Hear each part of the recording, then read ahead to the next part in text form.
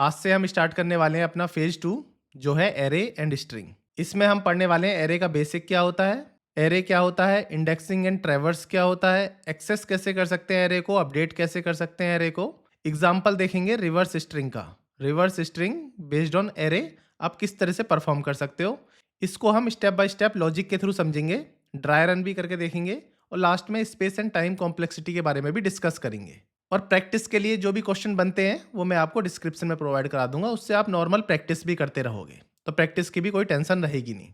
तो सबसे पहले जो बात आती है, एरे होता क्या है और एरे की जरूरत हमें क्यों पड़ती है। देखो, डीएसए में सबसे इंपॉर्टेंट डेटा स्ट्रक्चर अगर कोई है वो एरे है।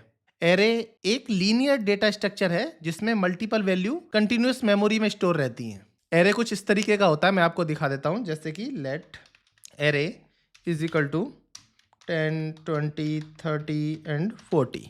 तो कुछ इस तरीके का देखो नॉर्मल एरे दिखाई देता है। तो ये है नॉर्मल एग्जांपल एरे का। अब एरे इतना इंपॉर्टेंट क्यों है, क्योंकि देखो एरे को हम फास्ट एक्सेस कर सकते हैं। एरे को एक्सेस करना बहुत ही ज़्यादा फास्ट होता है, ईजी ट्रैवर्सल होता है, आगे चल के मैं बताऊंगा ट्रैवर्सल होता क्या है। और बहुत सारे डेटा स्ट्रक्चर का एरे बेस होता है और इंटरव्यूअर जो है नॉर्मली स्टार्ट भी एरे से ही करता है। एरे की कुछ चीज़ जो नॉर्मली आपको पता होनी चाहिए, एरे की इंडेक्सिंग। एरे की इंडेक्सिंग हमेशा स्टार्ट होती है जीरो से।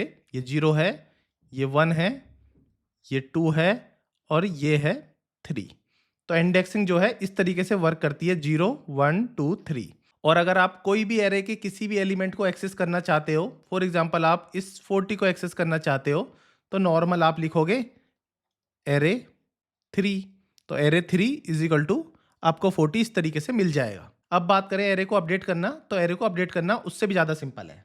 चलो मैं आपको दिखाता हूँ। पहले मैं नॉर्मल एग्जांपल से समझाता हूँ। अगर आप किसी को एक्सेस करना चाहते हो एरे को, फॉर एग्जांपल एरे ये 30 लिख देते हैं, 20, 30, और इसको ही एक्सेस कर लेते हैं। एरे की 2 वाले इंडेक्स को एक्सेस करते हैं तो क्या आएगा, तो देखो 30 आराम से 30 आ गया। अब एक्सेस करना इजी हो गया, अब एरे को चेंज करना भी इजी है। एरे की 1 में आप कुछ भी चेंज कर सकते हो, फॉर एग्जांपल 25 रखना है और कंसोल लॉग कर सकते हो। कंसोल लॉग में अब एरे 1 जैसे आप करोगे और अपने इस कोड को जैसे रन कराओगे तो देखो 25 ईजिली चेंज हो गया। तो एरे की इंडेक्सिंग समझ आ गई आपको, एरे को कैसे एक्सेस कर सकते हो, एरे को कैसे अपडेट कर सकते हो। एरे को एक्सेस करना मतलब डायरेक्टली एक्सेस कर सकते हो, एरे को डायरेक्टली अपडेट भी कर सकते हो, किसी लूप की जरूरत नहीं है। तो इस केस में टाइम कॉम्प्लेक्सिटी हो जाएगी O1, क्योंकि आप इजीली चीजें चेंज कर पा रहे हो एक ही एलिमेंट को पकड़ के। अब बात कर लेते हैं एरे ट्रैवर्स कॉन्सेप्ट क्या होता है। एरे ट्रैवर्स कॉन्सेप्ट होता है कि सब एलिमेंट को एक एक करके एक्सेस करना, उसको बोलते हैं एरे ट्रैवर्स कॉन्सेप्ट। वो आप कैसे कर सकते हो, इसको मैं कमेंट कर देता हूँ। फुल लूप के थ्रू एरे के सारे एलिमेंट को आप एक्सेस कर सकते हो। For example let i is equal to 0, i less than array dot length i plus plus. Normal मैंने एरे के लेंथ पे मैंने फॉर लूप लगाया। एरे की लेंथ क्या होगी, 1, 2, 3, 4। इंडेक्सिंग 0 से स्टार्ट होती है, लेंथ कैलकुलेट होती है 1 से, तो 1, 2, 3, 4, तो मतलब 4 एलिमेंट है एरे में। अगर नॉर्मल एरे के लास्ट एलिमेंट निकालना हो तो एरे की लेंथ में से -1 कर दो, वो लास्ट एलिमेंट हो जाएगा। तो इसलिए आपको थोड़ा सा सोचने की ज़रूरत है कि ये कैसे चीज़ें काम करती हैं। तो मैं कंसोल लॉग करता हूँ, इसके अंदर मैं एरे आई इस तरीके से प्रिंट करा सकता हूँ। जैसे मैं इसको रन करूँगा तो देखो 10, 20, 30, 40, तो एरे के सारे एलिमेंट जो हैं हमारे पास मिल गए। तो इसी को बोलते हैं array traverse. I don't think कि इसको मुझे ड्राई रन करके आपको सिखाना चाहिए, फिर भी मैं आपको सिखा देता हूँ। अगर आप नॉर्मल फुली बिगनर हो तो इसको ड्राई रन आपको आना चाहिए। देखो, तो आई की वैल्यू 0 है, एरे डॉट लेंथ तक ये चलेगा। आई की वैल्यू 0 से एरे डॉट लेंथ तक चलेगा आपका लूप, और हर लूप पे आई प्लस प्लस होती रहेगी। तो इनिशियल में आई की वैल्यू 0 और एरे 0। एरे 0 क्या मिलेगा, 10, क्योंकि इंडेक्स हमेशा 0 से स्टार्ट होता है। 0, 1, 2, 3, ये है इसका इंडेक्स। और एरे की लेंथ कितनी है, 4। ठीक है, आई 0 पे चला, फिर सेकंड लूप में आई की वैल्यू प्लस प्लस हो गई, तो आई 1। अब एरे यहाँ पे 1, एरे 1 की वैल्यू 20, इसी तरीके से 30 मिलेगी अगले पे, और इसी तरह से 40 मिलेगी उससे अगले पे। इस तरीके से देखो ड्राई रन वर्क करता है। अब ड्राई रन में नॉर्मल चीज़ बता देता हूँ, कॉम्प्लेक्सिटी एरे में क्या क्या चीज़ हो सकती है जो आपको इंटरव्यू में पूछेगा। एरे को एक्सेस करने की टाइम कॉम्प्लेक्सिटी क्या होगी? O1, क्योंकि हम डायरेक्टली एक्सेस कर सकते हैं। अपडेट करना हो तो O1, क्योंकि उसमें भी हम डायरेक्टली एक्सेस कर सकते हैं। एरे को ट्रैवर्स करने की कॉम्प्लेक्सिटी क्या होगी? ON। याद रखना, एरे को सर्च करने की कॉम्प्लेक्सिटी क्या होगी? ON, क्योंकि सारे एलिमेंट पे हमें पास थ्रू करना पड़ेगा। अब क्या करते हैं, एक बेसिक एग्जांपल ले लेते हैं रिवर्स स्ट्रिंग का। उसका लॉजिक और ड्राई रन के बाद एरे को आप अच्छे तरह से बेसिकली सीख पाओगे। उसके बाद हम डे बाय डे एरे को और भी अच्छी तरह से सीखेंगे। ठीक है, अभी मैं इस सारे कोड को हटा देता हूँ। एक क्लीन कोड लिखते हैं, एरे को रिवर्स करना है। तो इसमें हमें दो चीज़ पता होनी चाहिए कि हम पे इनपुट क्या है और आउटपुट क्या है। तो ये है हमारा इनपुट। इनपुट मैं लिख देता हूँ, इनपुट है हमारी स्ट्रिंग में हेलो। ठीक है, और हमें आउटपुट क्या चाहिए?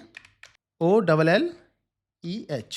अब आप कहोगे तो स्ट्रिंग में दिखा दिया आपने, इसमें एरे क्या क्या क्या मतलब है?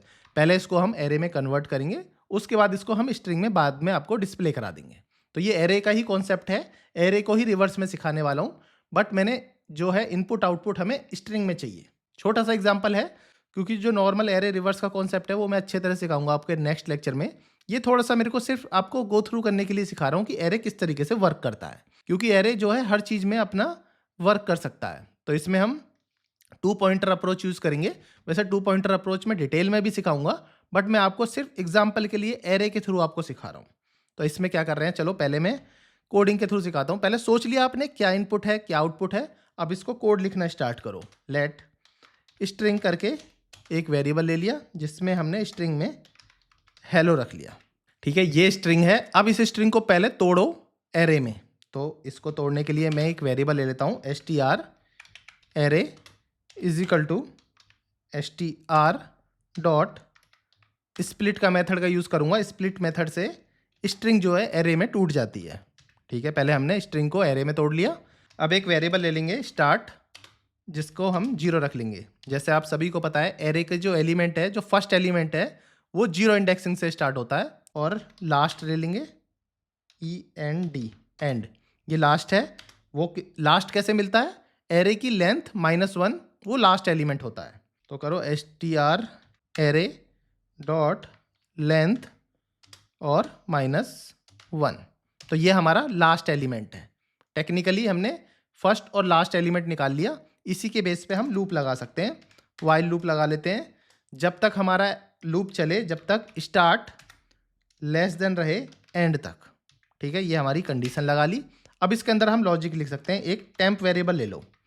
टेम्प वेरिएबल में हम स्ट्रिंग एरे में स्टार्ट रख लेते हैं। ठीक है, एक टेम्प वेरिएबल में स्ट्रिंग स्टार्ट रख लिया। अब स्ट्रिंग एरे के स्टार्ट में रख लेते हैं स्ट्रिंग एरे का एंड। That's okay. अभी थोड़ा सा मैं आपको समझाऊंगा अच्छे से, अभी आपको समझ नहीं आ रहा होगा, बट कोई प्रॉब्लम नहीं है। पहले मैं लॉजिक लिख लेता हूँ, फिर आपको सिखाऊंगा। देखो, फिर एंड में इज इक्वल टू कर दो टेम्प। बस मैंने एक दूसरे के साथ सब रिवर्स कर दिया है। अब देखो, स्टार्ट को प्लस प्लस, क्योंकि स्टार्ट की वैल्यू हमें प्लस करनी है, और एंड की वैल्यू माइनस माइनस। इतना कर दो।